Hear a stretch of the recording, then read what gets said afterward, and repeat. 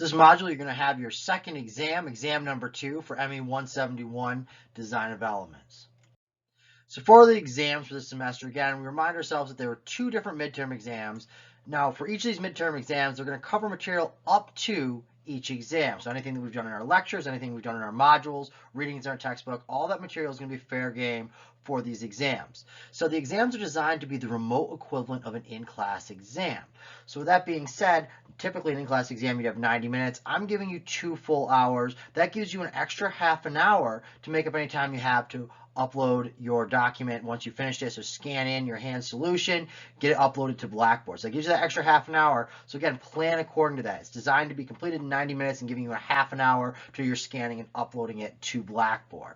So these exams will be released at a set time on Blackboard. You'll have a total of 2 hours to complete the exam once it's been started, and this is dictated by Blackboard. You'll submit your work through Blackboard, and the formatting is expected to be the same as your homework and your exam number 1. So for exam number 2, this is going to be covering materials from chapters 5 through 12 in our textbook. Anything from 1 through 4 could be fair game as well because it all builds upon itself, but the bulk of it's going to be from 5 through 12 in your textbook. It's going to be covering modules 6 through 12 in our lectures. So this exam will be released on Blackboard on Thursday, April 22nd at 9 a.m. So you're going to have 2 hours to complete the exam once it's been started. Again, this is going to be automated by Blackboard, and it'll be due before noon on Thursday, April 22nd. So that's a 3-hour block, but again, the reason I'm doing this is to allow for a little bit of time before and after this. If you have a class right before the class that we're taking this, or class right after, you can move it around slightly, but you'll still only have that total of 2-hour block to complete it. So once you've started the exam on Blackboard, this will be automatic by Blackboard that after 2 hours, you'll be considered late. So you submit your work through Blackboard, so scan it in just the same way as you've done with your homeworks before, then you'll upload it through Blackboard, and the formatting will be the same as your homework assignments in your exam number 1 as well. So for submission, students without accommodations or scheduling conflicts are expected to complete the exam within that time block, that 3-hour time block of 9 a.m. to 12 p.m. So if you do have accommodations, then you'll be allowed extra time past that 12 p.m. deadline. If this is the case, please reach out to me, let me know, or make a little note on your exam just to remind us that you are allotted that extra time. Now, for students that have scheduling conflicts, this is a different situation here. You're allowed to start it a little bit later, but you still need to complete that exam within a 2-hour block. And this still needs to be done before 2 p.m. So I'll give a little bit of extra time. If this is the case for you, please let me know as soon as possible so I can make arrangements for this.